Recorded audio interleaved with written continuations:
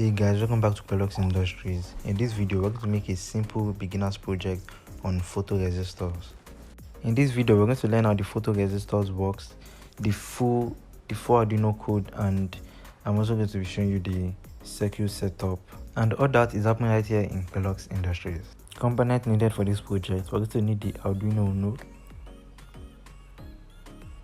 the breadboard. We're also going to need a resistor,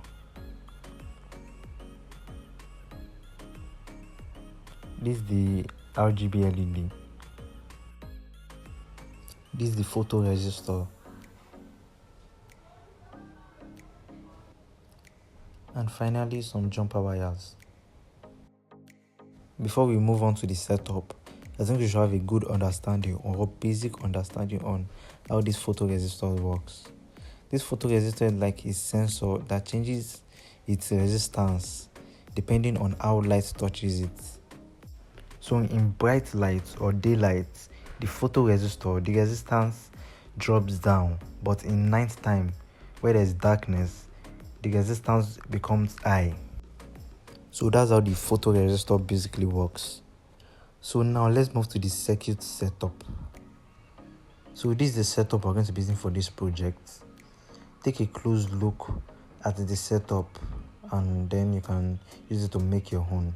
Use it to wire your components together. So this is my setup. And you can see the resistor, the blue resistor, going to one leg of the photoresistor.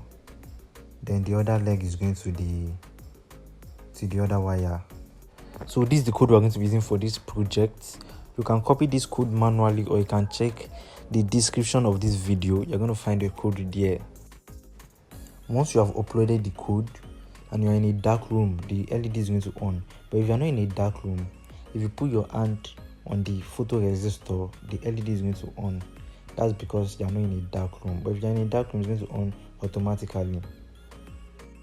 I'm going to move to a dark room now. You're going to see that the LED is going to on automatically without me putting my hand on the photoresistor.